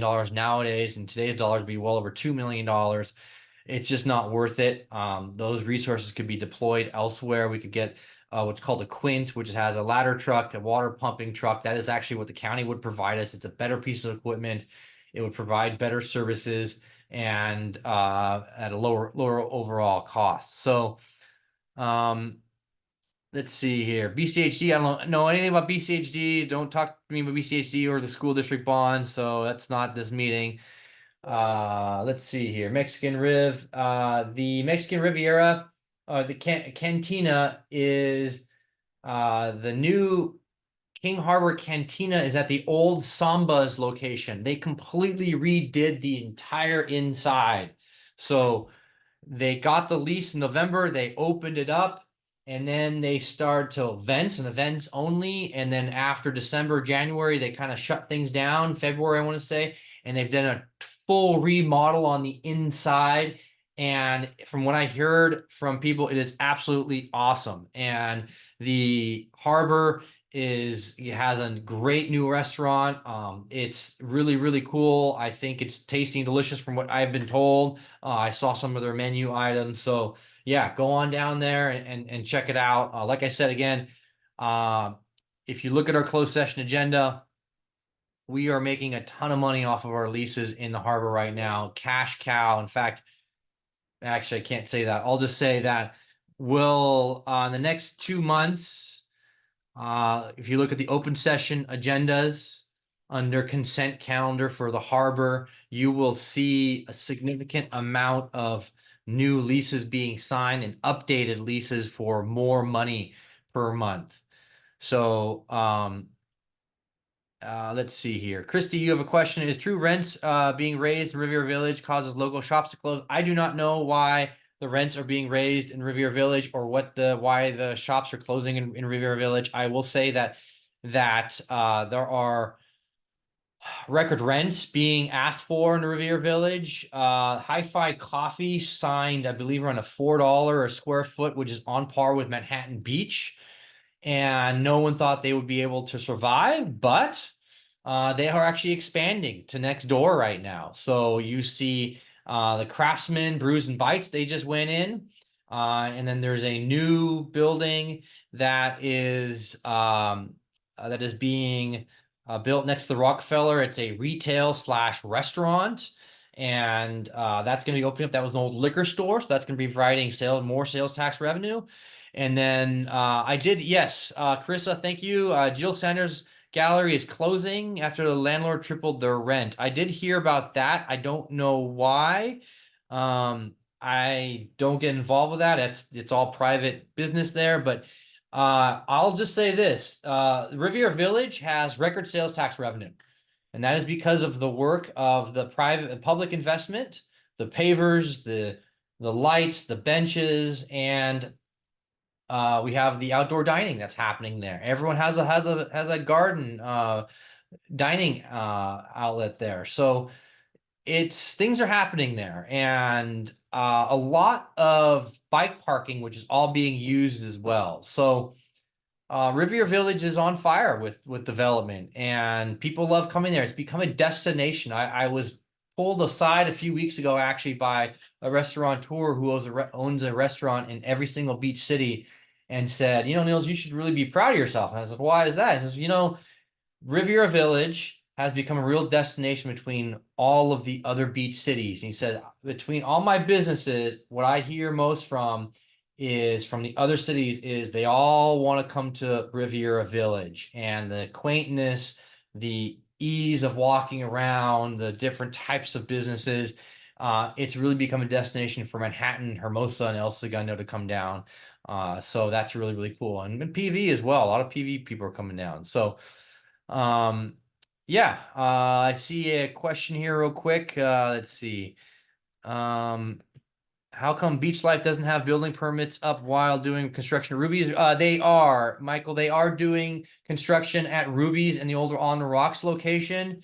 They are doing work there, and they are updating everything, and they're going through that. In fact, there was a Daily Breeze article that they said they can't do a BeachLife ranch and do the construction all at the same time. It's too much to organize, too much to deal with. So they're not going to have BeachLife Ranch this September, but they will be back for May 2025. And by that time, they should have the On the Rocks location and the Ruby's location up and running. So they still have to get permits for the On the Rocks location through Coastal Commission because it's a change of use. So they have construction permits, but they don't have for the On the Rocks location, they don't have a conditional use permit from the Coastal Commission. So the construction permits they do have. So speaking of all of that, the news that's been happening, I'm going to show you the quick, if there's any other questions. I'm going to do a quick review of the state of the city. And since I didn't give this, I'm going to do this by memory. Let me share my screen.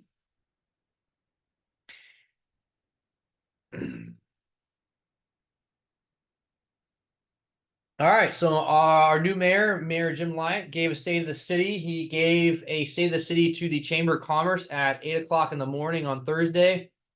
About, was that 2 weeks ago? I think it was 2 weeks ago. And it was really, really cool. Very well attended. Had a breakfast. It was put on by the Chamber of Commerce. There was a fee to get in, and did come with breakfast. It was quite delicious, put on by Sonesta down at Sonesta. And if you didn't want to pay the money to get in, that's perfectly fine. We had an event that evening at the Redondo Beach Performing Arts Center. It was free. Same state of the city's event speech, just different venue, and it was free. So this is Mayor Light and the late Mayor Bill Brand. That is them at the AES Power Site. Gosh, I don't know, 15 years ago when they were allowed on site to do a tour of the particular location.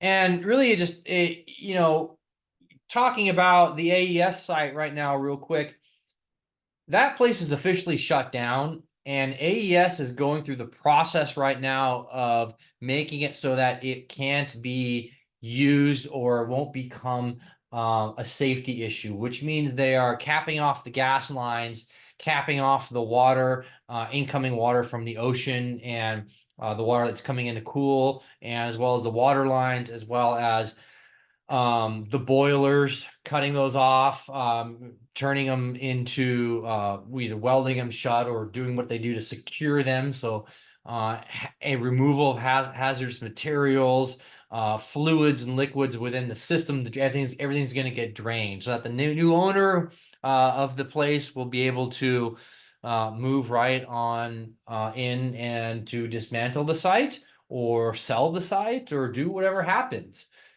So real quick, staying on this real quick, just so everyone knows, the alleged owner of this site has sued the city 5, 6, 7 times.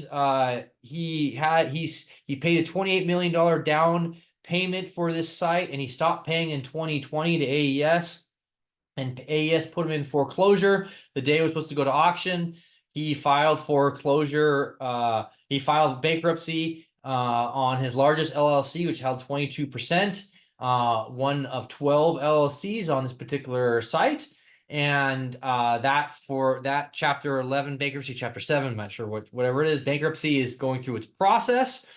and he owes another 28-30 million dollars in payments to AES, and he owes another $1 million to creditors.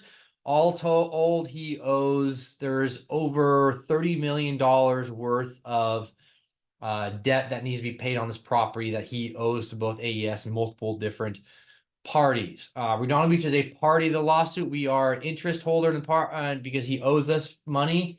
We also have an interest in the zoning, so we are what's called party to the bankruptcy proceedings, as is the Coastal Commission as well. So, headwinds and tailwinds. You know, when you take a minute and look back, what you've accomplished over the course of the last year, and what you are moving forward to, is actually really, really, really impressive.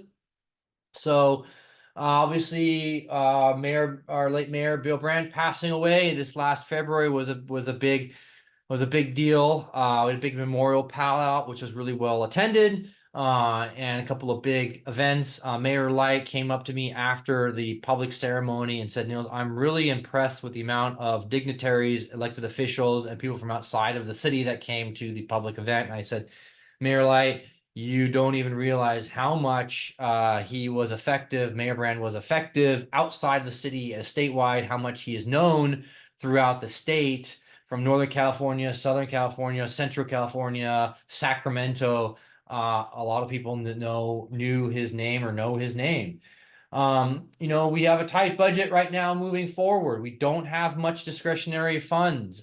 We have reduced grants from the state. We got $10 million from the state to buy the AES power plant site. We got $10 million to redo the Seaside Lagoon. We got another $5 million for remediation.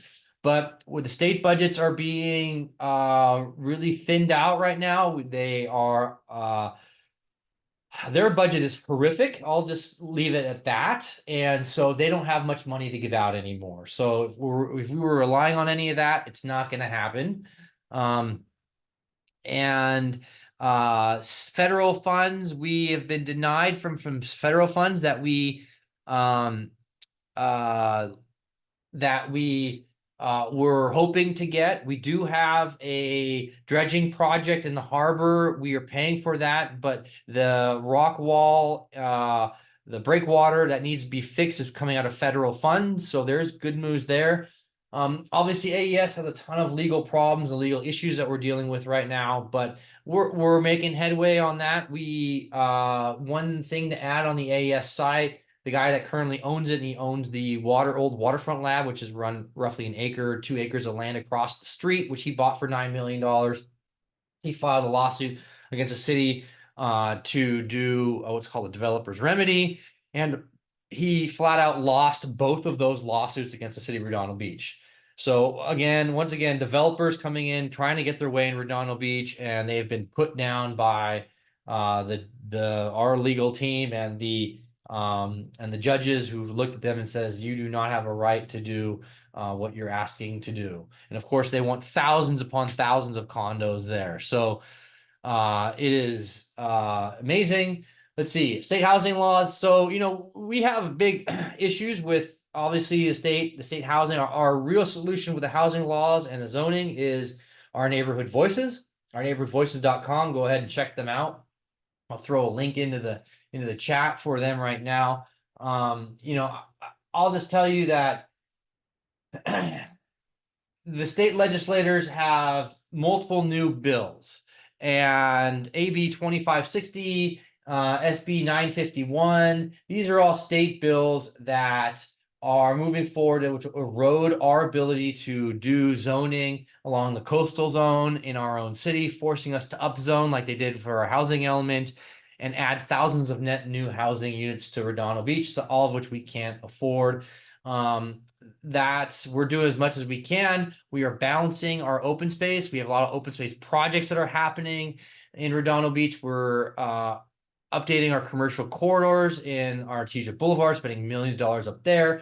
But it all comes down to infrastructure and our facilities. Like I said to earlier, our city hall, police station, fire stations, all public works yards, which aren't even being talked about. Those are all 50, 60 years old, with no real massive upgrades have happened, all been fixed with duct tape and paint and putty, and it's really showing, they are really showing their age.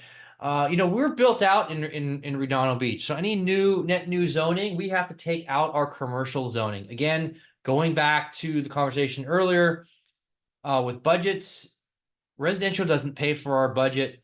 Manhattan Beach is doing really well on their budget because they have a car dealership. They've got a lot of commercial. They've got real estate. They've got commercial sales taxes. We don't have that. When Nordstrom's left South Bay Galleria, that took millions of dollars with it. That wasn't back in 2013, 2013, right in there. And when that happened, that was a lot of money that left, and we've been clawing that money back, and we've been doing better, but we've been losing out on. Sorry, my thing is very sensitive here. All right. On potential commercial revenues. So Metro Row so right of way, we went over that. Let's see. We've community and council consensus and direction and vision. We got a lot going on in the city. We've had a council this last year that has really gotten along, really gotten things done, and moved the city forward. There have been more unanimous votes, more 4-1 votes than ever before. We have been a real team up there on the council to move forward. We got cannabis. We were talking about cannabis the other night. We're moving that forward. We have a lot of different vision and directional ideas that we're moving forward on unanimously together as a council, which is huge. We're building a lot of momentum. And we have a city staff that are stepping up. They're working 110%. They're doing really well. And because of that, we are getting them raises, record raises. Prior councils never got them the raises that we're getting now. So one of the things that you're seeing with these record revenues, we're spending the money on our employees so they don't leave to other cities, which has been a big problem, that our employees being scalped off and getting sent off to other cities. I should say, they plucked off, headhunted to other cities, and that's been a big problem. So now with these raises, hopefully we have some employees that stick around. A lot of our new staff, police department, over 35-40% of our police department is new. For fire department as well, they're new. A lot of new department heads. We just got a new department head for our community planning division, community development division. We are looking for a new community development director or community services director. We got a lot of young employees. Things are happening. Our revenues are doing well, and we have a potential to acquire the AES site because of the foreclosure that's happening. And with all this state money that's coming in, and AES does not want to deal with the current proposed landowner, there's a possibility that we can make a partnership with the state of California and organizations, 501c3s, like the Partnership for Public Land Trust, to acquire the AES site, which would be huge. South Bay Parkland Conservancy has been a big driver in getting a parkland there. Everyone's talked about naming it the Bill Brand Waterfront Park, and what's important about that is we have the potential, we have the resources now from the state and these 501c3s and partnerships through the feds to be able to accomplish that kind of a goal. So that is something that's on the table for us, and that's as far as I can go into that conversation. But it was announced at a council meeting a while back, and we're looking to the state. The state's working with us, and it's all great news on that front. And in the harbor, it's all great news. So we have more hours at the North Redondo Beach Library, more hours than the South Redondo Beach Library. So that's big news. We have Open Plus. It's a new program that's been put in place for more accessibility for the North Branch Library, which is a great thing. We have an online permitting and planning department, and this is something that I've really been pushing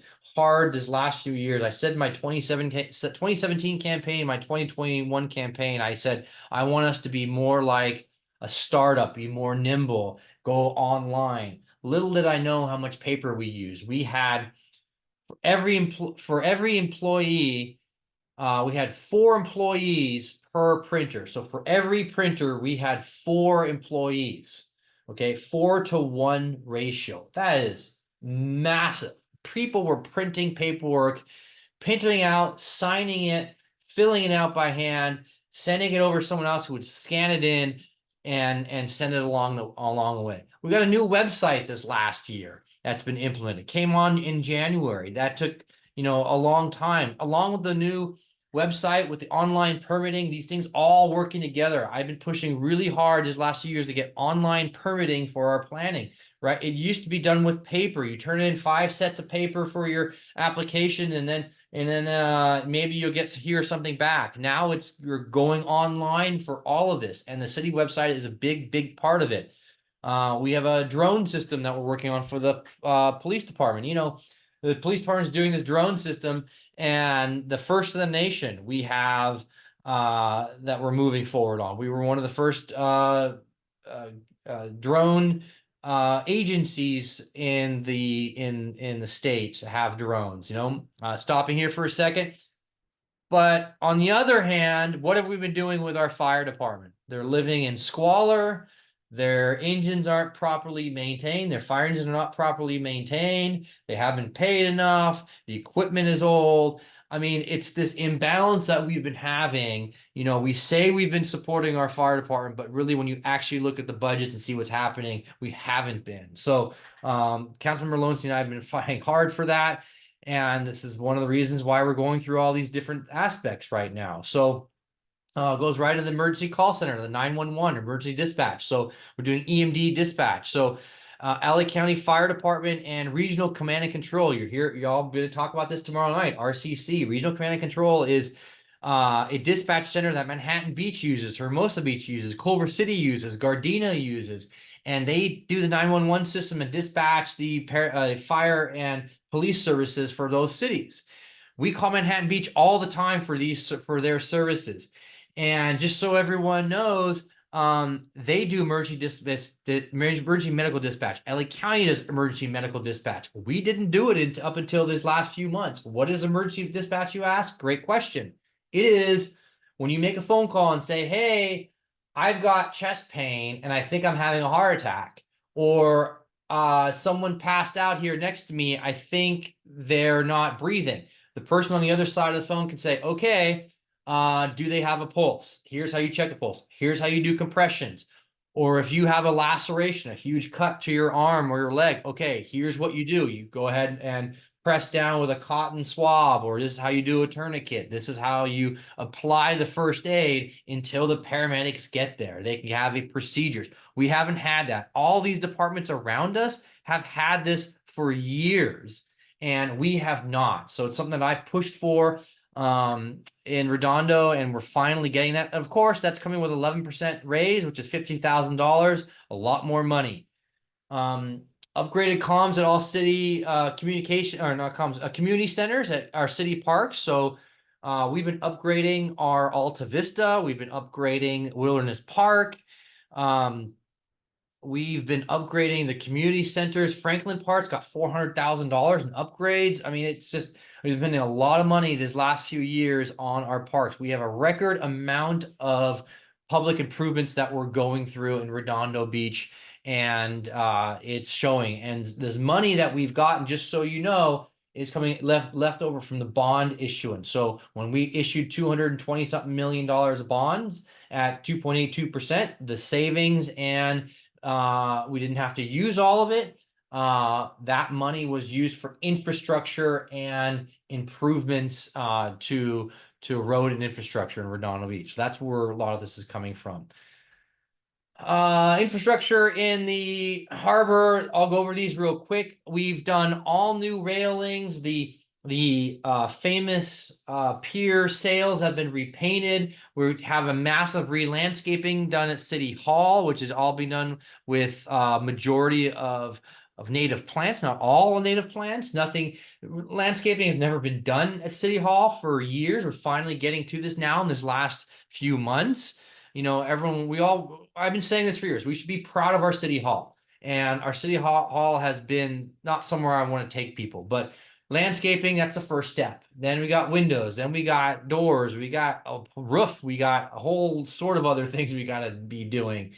New major upgrades, $400,000 at Franklin Park. Dominguez Park has new playground equipment, $250,000, $300,000 worth.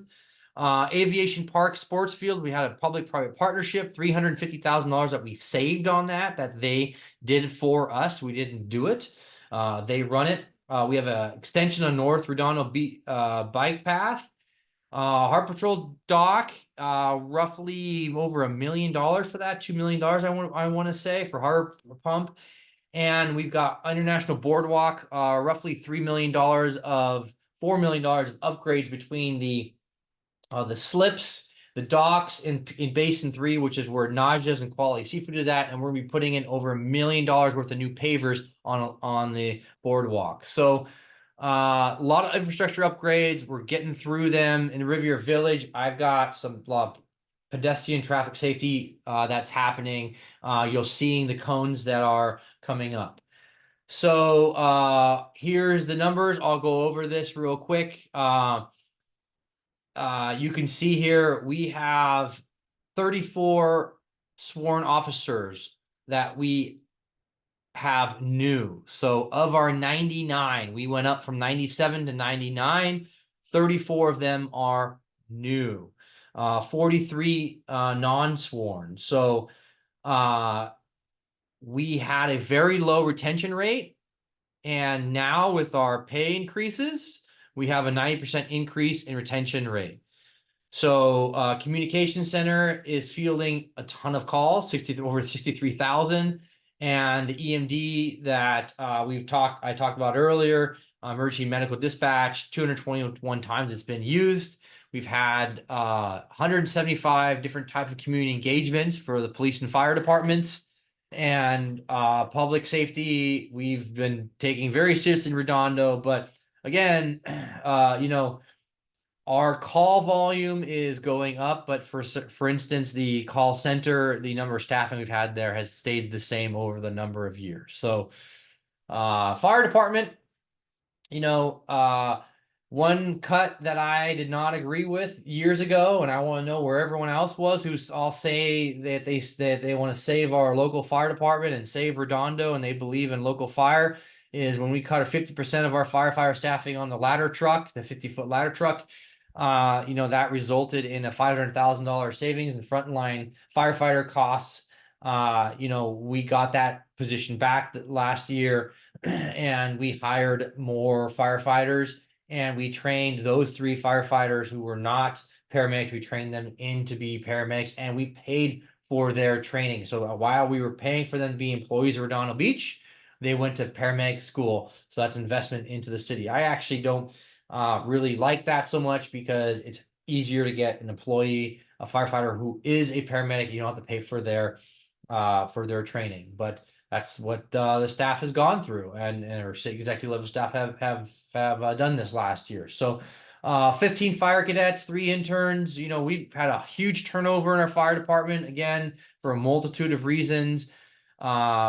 Wonder why our fire department is so cheap compared to the county. Is so cheap, I say in quotes, is because we don't pay our employees well, and you're going to see that here on our next budget, next agreement. Unhoused program. So this is basically the pallet shelter working together with our project Moonstone, as well as what is happening in permanent housing with homeless court. A lot of cities are doing the same thing that we are doing. They are struggling because they don't have the ability to, like Hermosa Beach doesn't have the ability to put in pallet shelters. We had some space to pallet shelters. We took the candidates who wanted to get off the streets right away, got them pallet shelter, we got them in the housing. Now the problem is we can't find long-term supportive, permanent and supportive care housing, follow-up care, and preventative housing for long-term. And so Project Moonstone on PCH, that's going to provide 20 new beds for long-term housing. So that's going to be opening up here this summer.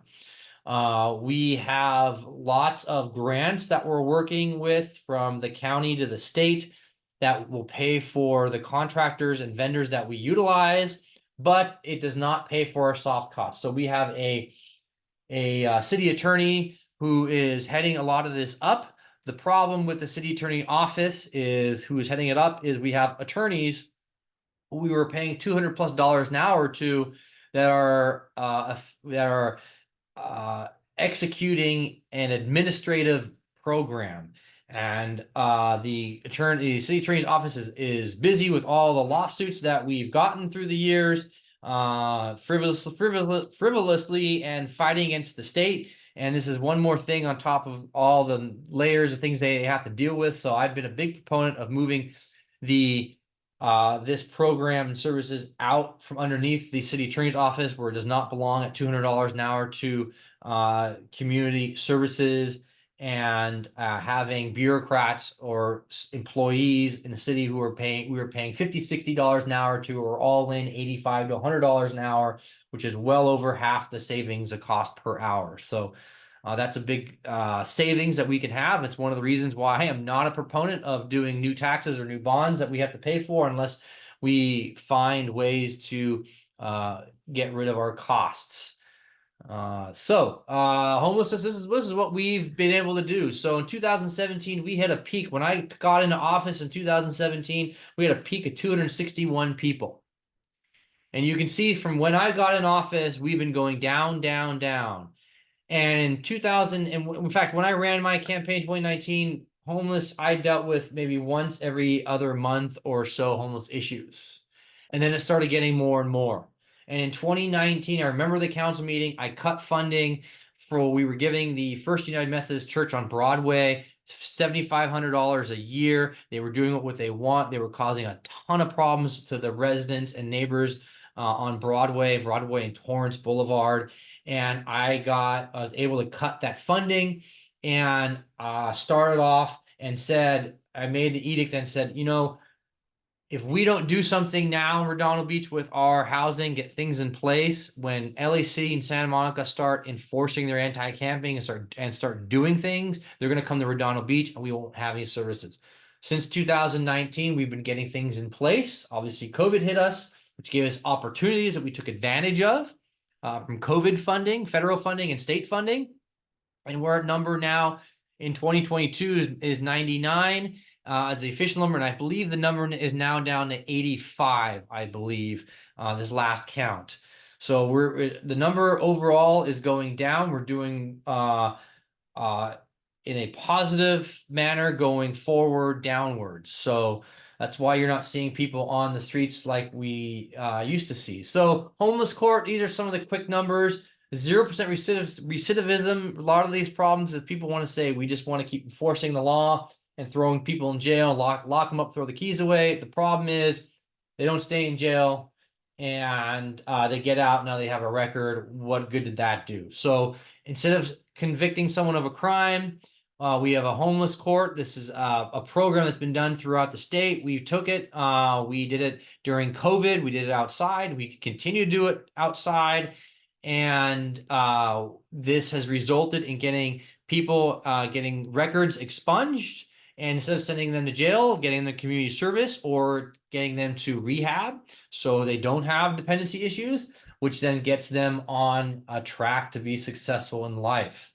So we are getting to something called a functional zero homeless, which means we hopefully will be able to, with opening of Project Moonstone and getting some more pallet shelters for some tiny homes, get to a point where we have zero homeless. And functional zero homeless basically means we have taken care of all the homeless people that have a tie to Redondo Beach, so that when we have someone coming to Redondo who's homeless, who puts a tent up, we will say, we have services for you. You're not from here. You can take the services or you can get up and leave. And we will be one of the first cities in the state of California. There's some other cities that have been able to do it as well. Big win here. The person that's been doing it all is Lila Amura. She's an absolute angel. She knows what she's doing. We hired her a couple of years ago from a company in 501c3 in San Pedro, and she got Woman of the Year awarded by State Assemblymember Elmer Succi. That was Woman of the Year statewide for her work with homelessness. So these are big numbers. You can read them for yourself, and we're having payoff. So things are moving forward in a great direction there. So quick projects and highlights. We're finalizing our general plan. Our housing element was approved by Housing Community Development. We're coming up with some timelines. We're achieving all of our timelines. Some things that slowed us down was we had to withstand the housing element has had to withstand 2 legal challenges. We've won those legal challenges. Artesia Aviation Corridor, we've had huge upgrades in density to Artesia Aviation Corridor, which will increase in land values and therefore also development. So you're seeing some development happening on Artesia Boulevard in the near future. Actually, it's already happening. So and great fact, everyone knows, everyone talks about massage parlors on Artesia Boulevard. There are actually more massage parlors on PCH in South Redondo per square mile than there are on our Artesia Boulevard. So when people talk about nefarious activities or they talk about liquor stores or businesses they don't want or feel that they are appropriate, like massage parlors, liquor stores, there are more of those on PCH in South Redondo than there are on Artesia Boulevard. So going back to housing real quick, this shows you we have built an immense amount of housing. And if you look in Redondo Beach as a percentage here, a graph, multifamily residential zones in Redondo Beach, we have more multifamily residential than single family residential than any other city around us. We outbeat them in density, because we have built so much. Housing types, as per the SCAG, Southern California Associate Governments, they have excuse me, what's that? They have a report that comes out every year. Single family detached, we have a lower percentage than the whole region, 41% to 55%. We have attached, so townhomes. We have twice the density of townhomes for our region. We have more density units, so dwelling units, apartments and condos, multi-unit family condos than the region as a whole. In fact, Redondo Beach as a population has been growing faster than LA County. So you've heard that LA County has actually lost population or has been growing by 3%. Redondo Beach has been growing by 3 to 5% every single year. And so development in Redondo Beach, especially these last few years, has been quite strong. As you can see by these numbers, we are outgrowing our neighbors. We have more density. It is unfair for the state to force us to plan and for more housing and therefore build more housing. We talked about the Metro Greenland ad nauseum. This is the South Bay Galleria. This choice here, up in here, this direction, this is where I'll annotate it here real quick so everyone can see it. This is the South Bay Galleria. Oops. So this is the choice. This is where it currently ends, right down here. It's going to go up here to Metro, or along the 405 down Hawthorne Boulevard and rejoin the right of way. That is the option that we're looking at. Oops. There you go. Hold on. Here we go. I know on the map you can't really see it. This is the choice, just choice number 2. And then of course, right down here, this is choice number 1, was the hybrid option. Hybrid and the right-of-way option is just ridiculous, but that shows you what the 2 options are. This is going to be a big number, 1.25 million more boardings or rides per year. It's 47% more. So you can just do the basic math on that. That's 125 million more over a course of more than that, well more than 125 million more per over a 100-year cycle. So that's huge. That doesn't even include, like I said, our new housing numbers. So if if Metro is really serious about ridership, they would take the Hawthorne Boulevard option. Art sculptures, we've done a ton of new public art. We awarded a public art up here in the harbor where the bike path is at. This is actually built and installed or painted. Someone wanted to do this for us. They did it. We actually paid an artist to do on the right-hand side. They're doing an artist drawing over there for about $75,000, $80,000 as well. You'll see in the Riviera Village in the bottom left-hand side here. These are the new bike parking, and the new bike parking that's been happening there. I got a bunch of money set aside to paint the ground so that it's more visible, so people see that this is bike parking. It adds color, adds beauty, and this is what it looks at. So Public Art Commission is also going to be dealing with, they approved this wave design here at the entrance of Harbor, end of Harbor 190th or Harbor Hirondo and Torrance and Harbor Boulevard, where it all kind of confluences into one right there at the bike path with Hermosa Beach. They will be building this. We got some hiccups with Public Works, LA County Public Works. Just got to get some permissions there to deal with that. But it will be built. That was $175,000 project. Instead of putting it in the back of the transit center, we're going to be putting it here, and we're doing an awesome mural, really cool, great looking mural at the transit center, and that's moving up. The Esplanade is getting all the memorial park benches that are on the Esplanade have been quote sold out for a while now. We actually, in fact, even added more benches along the Esplanade, but the Esplanade can only have so many park benches, and they've all been used. So what I did last year is put $100,000 in on a fund for an art design, and to come up with an idea so that people can put plaques or tiles along the Esplanade for a great story or a great event. I do not want the Esplanade to turn into a giant memorial. I want to turn into a storytelling. And there was a great artist that did a storytelling with tiles at the art show that we just had at the Veterans Park Library, the old library. And he did a great job there. And speaking of the old library with art, we just had the art function there. We are in talks right now for a company called Made by Meg to reopen up the old library for negotiations. She will come in, have her business, run a what's it called, an events business there, and they will run food and events, and you can rent it out, and they will have a cafe there, so you're going to get your breakfast burrito and a coffee and hang out there on the patio overlooking the great view that's there. So let's see here.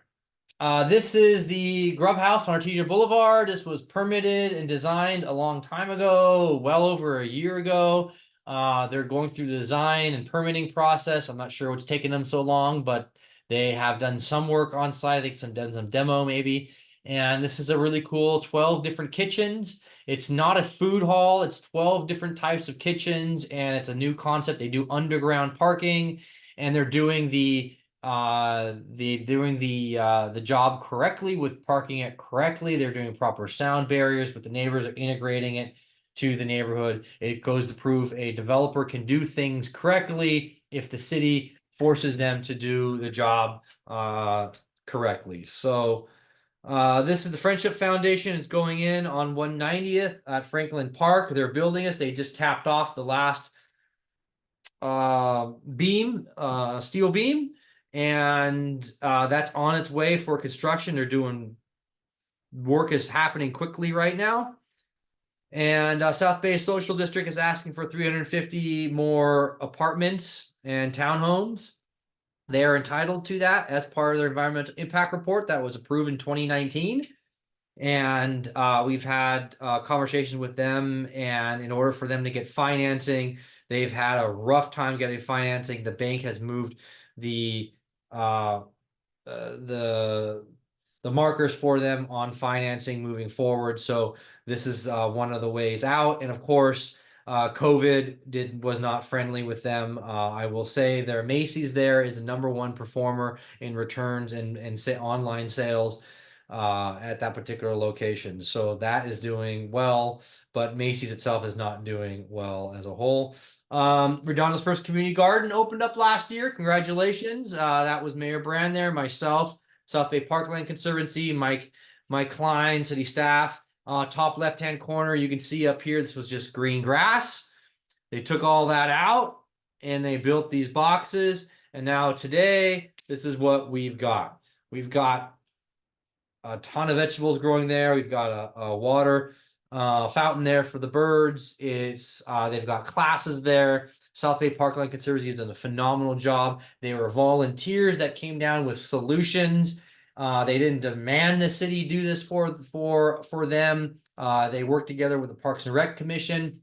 They came out with volunteers and donations. We gave them some seed money, and they moved forward. This is what they built, and this has turned out awesome, actually.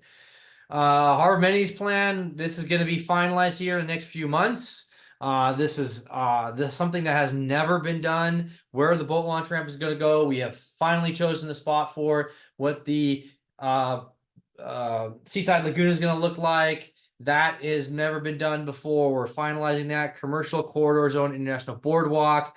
These are all things that are done or going through a planning phase. The educational, where the old Joel's Crab Shack is. We have something in the works we can't talk about right now, but we have a lot of money and partners coming in to move forward with that. So $10 million from the state of California for the Seaside Lagoon. Of course, we got the California Surf Club, which is the old On the Rocks location, which goes along with we talked about earlier with the Ruby's location, and Mexican Cantina is open. The international boardwalk, like I said, we're getting about $3 to $4 million worth of upgrades to that area, of course, and we got our skate park that has opened up, which has been a great addition to the harbor. So this is all just happened within just the last year. I just want to say this. Just in the last year, we've had all these things open up, all these things funded, all these things done. We've got new lease holders coming in, upgrading the buildings, having new businesses, money coming in from the state. Things are happening in the harbor. It's doing really, really well. And I think you're going to see here in the next 2-3 months, if you look at the agenda and the consent calendar, you're going to see a ton of new revenue coming in for the harbor. The only site really that's left over is the old Fun Factory site, which is a giant sore spot, 30,000 square feet. And I think I have a solution for that. I've been working with the city on that, so hopefully we're going to see moving forward. So this is what the California Surf Club is going to look like. And that guy on the right hand side here is actually what the Wyland. He is actually painting that on top of the Ruby's location, and he was painting it during the what do you call it, BeachLife Festival. And this is what the whole outfit's going to look like when they're done. So a lot of money being put into this particular location, millions of dollars, big upgrade, and it's going to be really, really cool. Way better than what Ruby's was, that's for sure. Skate park is open and constructed. You can go by there, and kids are there every single day. This is one of the designs that have been come up with, the Seaside Lagoon design. It should be here in the next few months. They come finalized to us. In fact, I need to see, I believe they're going to have another public outreach here in the next month or so. So I'll let you know about that when that moves forward. Public boat launch ramp. This is the actual location that has been chosen, which is where the old sports fishing pier is. Never in the history of Donald Beach have we ever chosen a spot for the boat launch pier and finalized it with grant applications to the state. The state will be paying for this. We are moving forward with grants. We're moving forward with design. We have a bid that has gone out, RFP, request for proposal, that's gone out to design build contract. So that's moving forward.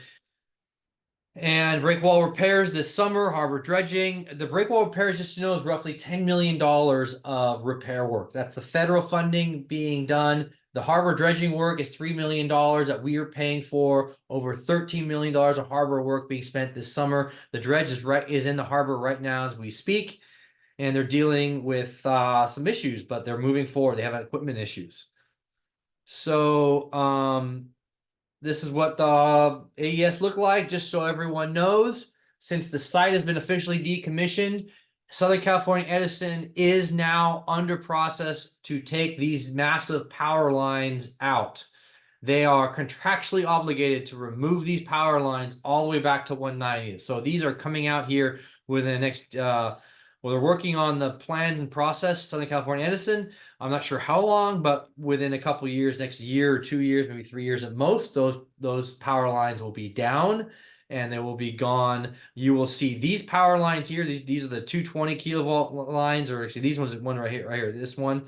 Let me annotate it right here. This power line right here that you see, this one will remain because that supplies power to Hermosa and other areas. It's part of the network, but these big ones are leaving, and there are gas lines underneath this whole right of way as well. So, well, I've gone way after. As we know, power plant was shut down December 31st.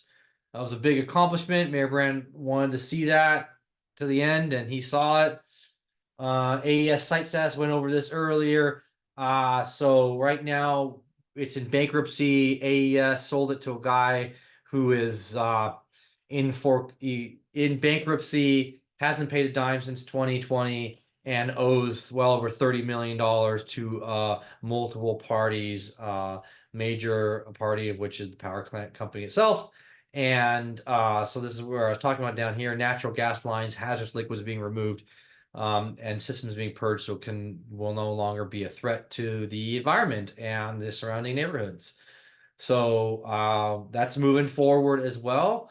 And this is the old salt lake, the old salt pond. 6 acres of land there, as per the coastal commission, shall be returned back to wetlands. It'll probably be a lot more than that at the end of the day. There's 11 acres of active wetlands. These are pictures that are recently been taken of the ponds, and these ponds are from naturally occurring water that comes up from underneath the ground and coming up. So let's see. South Bay Social District is moving forward. We've got some work in the harbor general plan update with the compliance to the housing element we're moving forward on. Big ticket items. We've got a lot of momentum, and our Lifetime Achievement Award went to Mayor Bill Brand for his outstanding work over the course of the last 22 years. You can see here when he started in 2002, putting a referendum to the heart of the city, going to 2024, all the things that he's accomplished. Mayor Light put this together, and he didn't get elected until 2009. So for 7 years, from 2002 to 2009, he was just an activist. He ran once and wasn't successful, ran again, was successful, kicked out an incumbent, and then eventually became mayor. So and of course we have the Center Cal debacle and Measure C winning, AES plant winning out, and yeah, shutting down for good. So that is that. So that is a lot and a mouthful. So I think that's pretty much my entire agenda. We do have some cannabis that we went over. I'm 15 minutes over my time. I'll just say that we came to a lot of agreements on cannabis. When it comes to cannabis, we had like 5 or 6 different items, 7 different items that we came in agreement to. The process is moving forward. Hopefully we'll get applications being taken, opened up here in the next few months. But I don't see any comments on my Facebook. I know continuous construction being done on Prospect between 190th and Pearl. I don't know. Natural gas line, I don't know, David. I think that's the Southern California Edison has to do inspections of all their gas lines every single year. So that's probably SoCal Gas that's doing that work. But you're not paying for it, or you just picked. So Let's see here, $100,000 for art fund. No, let's see here. No, it is going out to bid. So different proposals. Yeah, it's going to the art commission, folks. There are gonna be some proposals that are going there. So yeah, that's all I've got for you. I think that's my entire agenda. It's a lot. We're late. I apologize, but there's a lot going on in the city right now. Don't forget this Memorial Day, Monday, is 1 o'clock, a Memorial Day event at Veterans Park. Come on down, and it will be a really, really cool event.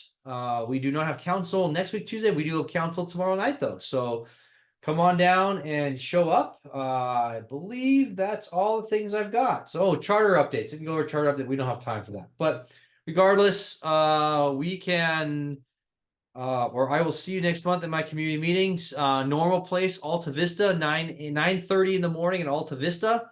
And then I'll have my online community meeting sometime thereafter. And we have a lot going on in the city. So if you have any questions, yeah, send them on over. Have a great rest of your May. Have a great Memorial weekend. And I will talk to you guys later, and enjoy the rest of the month. Thank you, and see you later.